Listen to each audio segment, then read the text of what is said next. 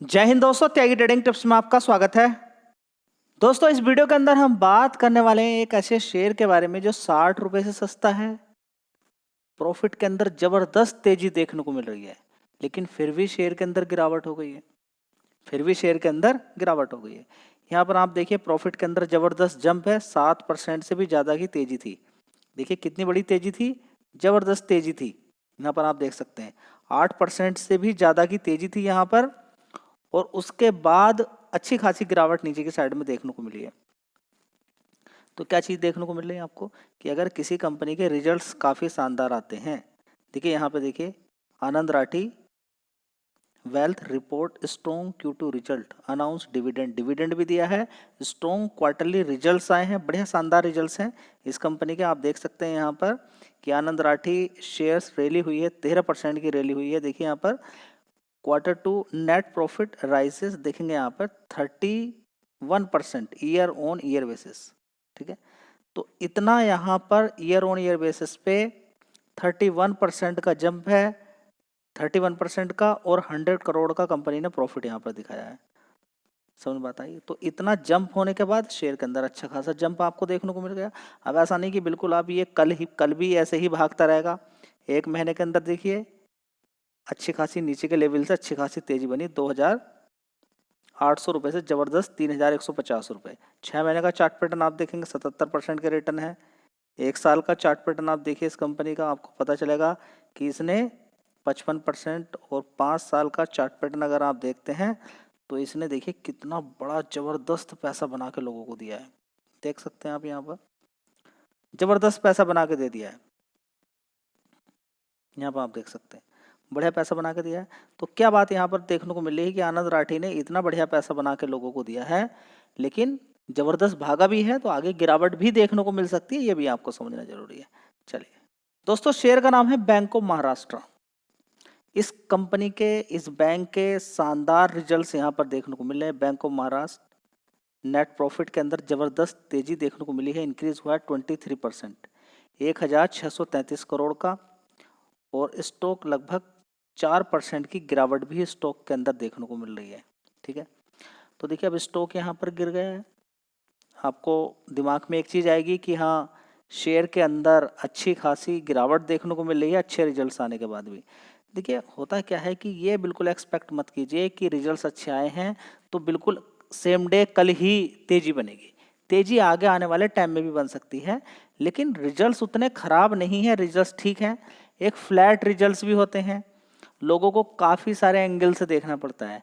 Year on year basis पे काफ़ी अच्छी परफॉर्मेंस है, लेकिन क्वार्टरली बेसिस पे थोड़ी सी कम है। उसका नतीजा यहाँ पर ये है कि गिरावट देखने को मिल रही है।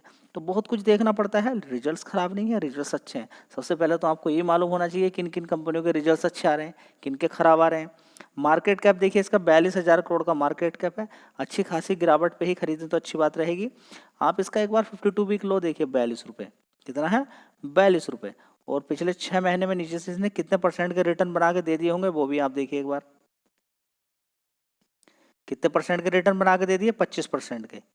ठीक है, कब से लेके कब तक? देखिए अप्रैल से लेके अक्टूबर तक 25% के रिटर्न काफ़ी होते हैं, काफ़ी होते हैं। शर्त ये कि कंपनी एक मजबूत हो, भागे ना, और अच्छा पैसा उसके अंदर लग जाए।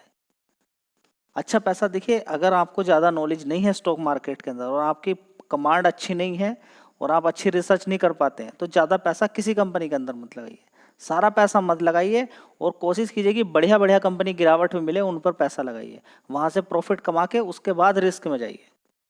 बहुत सारे लोग हैं बड़े प्यार के साथ स्टॉक मार्केट में आते हैं, 50,000 1 लाख रुपए लेके उसका डबल कर लेते हैं, उसके बाद उनका रिस्क खत्म हो जाता है। क्यों? क्योंकि वो 1 लाख रुपया निकाल लेते हैं जो लेकर आते हैं, फिर टाइम का ही रिस्क रहता है, जो आप टाइम खराब कर रहे हैं अपना स्टॉक मार्केट के अंदर ही। देखिए खराब करना कुछ नहीं होता है, जो आप दिमाग लगा रहे हैं उससे आपका पैसा बनता है, तो खराब इसको नहीं बोलेंगे।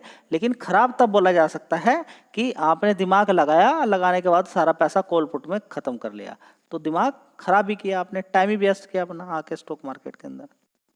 तो दोस्तों अगर हम यहाँ पर देखने की कोशिश करते हैं तो 1 साल पहले सितंबर क्वार्टर में 6,017 करोड़ का रेवेन्यू था, उसके बाद 6,300 करोड़, देख लीजिएगा लगभग 200-300 करोड़ का जंप है। उसके बाद फिर 6,700 करोड़ का, उसके बाद फिर 7,000 करोड़ का, 200 200 300 300 करोड़ का जंप। लेकिन अभी इस बार आप देखेंगे लगभग 7,054 करोड़ तो ये है और 7,128 करोड़ यहाँ पर देखने को मिल रहा है। जो 200 300 का जो जंप देखने को मिल रहा था वो नहीं मिला यहाँ पर रेवेन्यू के अंदर। बस ये एक परेशानी वाली बात रही है, जो आप गिरावट का एक मेन कारण यहाँ पर बोल सकते हैं। देखिए इसके अलावा और छोटे मोटे कारण रहेंगे, उस पर इतना ज़्यादा आपको ध्यान नहीं देना है। अगर उस पर भी ध्यान देना शुरू करेंगे फिर तो स्टॉक मार्केट में काम कर लिया आपने, ठीक है। सारी चीज़ों को तो नहीं देखना होता है। आप देखेंगे कि नेट प्रॉफिट एक साल पहले इस कंपनी का देख लीजिए 1,333 करोड़ का था, उसके बाद 1,400 हुआ, 1,500, 1,500 करोड़, ठीक है। यहाँ पर 1,502 करोड़ से 1,504 करोड़ हो गया। अभी देखिए नेट प्रॉफिट के अंदर तो अच्छा खासा जंप है, लेकिन लोग यहाँ पर रेवेन्यू पे ज़्यादा फोकस कर रहे हैं, ठीक है। तो ओवरऑल मिला के देखेंगे कि कंपनी का यहाँ पर बैंक का अगर हम देखते हैं नेट एनपीए देखेंगे 1.74% है, घटकर कितना रह गया 1.72%। नेट एनपीए देखेंगे यहाँ पर कितना है, ग्रोस एनपीए था तो घटा है, और नेट एनपीए भी देखिए घटा है यहाँ पर, और ईयर ऑन ईयर बेसिस पे भी देखिए घटा है। तो रिजल्ट्स में तो मुझे कोई कमी नज़र नहीं आ रही है।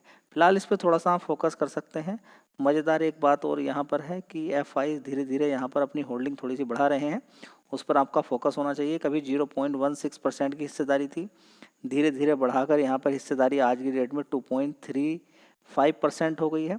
तो देखें, थोड़ा सा इस पर विचार करें। अब ये नहीं कि वीडियो देख ली है कि बस खो जाएं, सब कुछ हो जाए। अपने से एक बार स्टडी कीजिए, आपको लगे ठीक है तो बढ़िए आगे, नहीं तो बहुत सारे शेयर्स हैं उन पे आप ध्यान लगा सकते हैं। तो अगला शेयर होगा इंडियन रिन्यूएबल एनर्जी, जिसका नाम है इरेडा।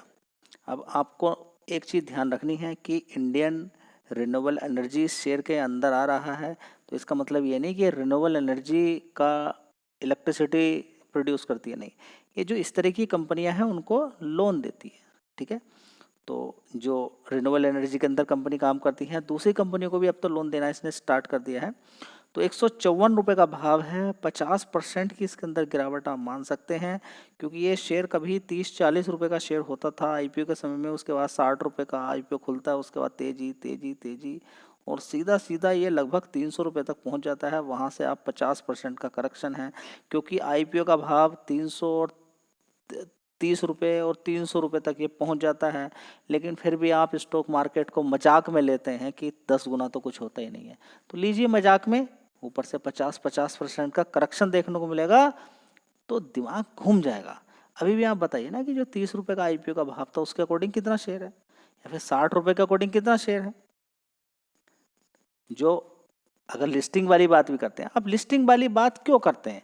आप जो भाव स्टार्टिंग में जो इशू प्राइस आपको दिया जाता है, आप उसके अकॉर्डिंग क्यों नहीं करते बात? वो भी तो करनी चाहिए। कोई कंपनी है लिस्टिंग होने के लिए जा रही है, आपको अलॉट मिल रहे हैं कि हाँ इतने का भाव पर आपको अलॉट किया जा रहा है। लिस्टिंग जो होती है उसको छोड़िए, पहले तो देखिए जो कंपनी की सही वैल्यू थी जो मार्केट के अंदर आ रही थी उसको आप क्यों अवॉइड कर देते हैं? उसको अवॉइड करेंगे तो बाद में फिर मार्केट आपको अवॉइड कर देगा। हर चीज़ आपको देखनी है। आपको ये भी देखनी है कि ये कंपनी इतनी ज़बरदस्त भागी है, इसने 10 गुना भाव कर दिया है। लिस्टिंग के समय में कितनी थी और आईपीओ जब इसका कंपनी का आया उस समय क्या भाव था, इसका इशू प्राइस क्या था, सारी चीज़ें आप देखेंगे तब आप पाएंगे कि कहीं मैं महंगा तो नहीं खरीद रहा हूँ, ठीक है। चलिए ये बातें हो गई। मार्केट कैप एक बार देख लीजिए कंपनी का, 41,000 करोड़ का मार्केट कैप, अच्छा खासा करेक्शन है।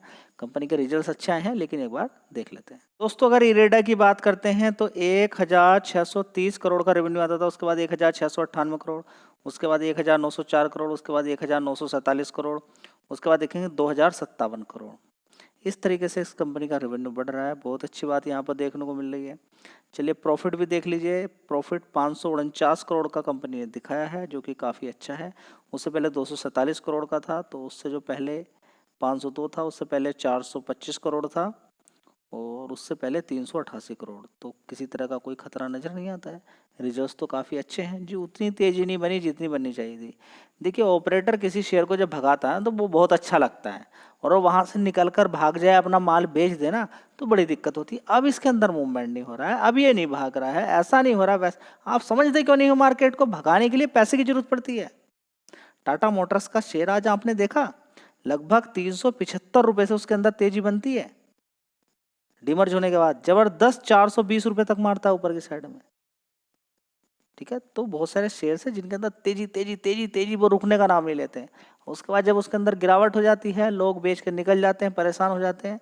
तेजी तो बनती है आने वाले टाइम में, लेकिन वो स्पीड आपको चाहिए कि एकदम तुरंत पैसा चाहिए, तो बड़ी जल्दी पैसा बनाता है। पहले तो बड़ा बढ़िया पैसा बना दिया, इसने तो बढ़िया पैसा बनाया था, ये तो बहुत बढ़िया है, मैं 1,000 ही मारूंगा, ये गिरेगा नहीं यहाँ से।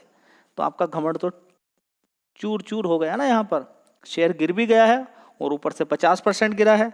तो बोलिए बोलिए ना, आपका घमंड कहाँ गया कि गिरावट नहीं होगी?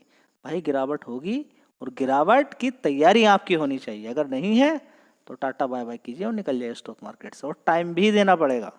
कभी जल्दी पैसा बन गया तो वो आधार मत मान लीजिए, नहीं तो फिर परेशान हो जाओगे। देखिए, जो चीज़ आप चाहते हैं अगर वो नहीं मिली आपको तो आप परेशान हो जाओगे। पहले से ही सेट हो जाइए कि हाँ, जल्दी पैसा बनता नहीं है यहाँ पर। पहले से ही मान लीजिए इस चीज़ को कि जल्दी पैसा नहीं बनता, बन जाए बहुत अच्छी बात है, उसको गिफ्ट समझ के भगवान का ले लीजिए। लेकिन मान के चले उसमें परेशान नहीं होंगे, आराम से, कोई हलचल नहीं होगी दिमाग में, इधर की न्यूज़ आ गई उधर की न्यूज़ आ गई, दिन भर न्यूज़। आज भी देखिए, जब आज भी मार्केट के अंदर गिरावट की एक न्यूज़ है, अभी भी एक टेंशन चल रही है, वो टेंशन बड़ी है। आप जानना चाहते हैं एक निगेटिव न्यूज़ आज भी है? चलिए नेक्स्ट वीडियो में उसको भी कवर करेंगे। तब तक के लिए धन्यवाद। जय हिंद, वंदे मातरम।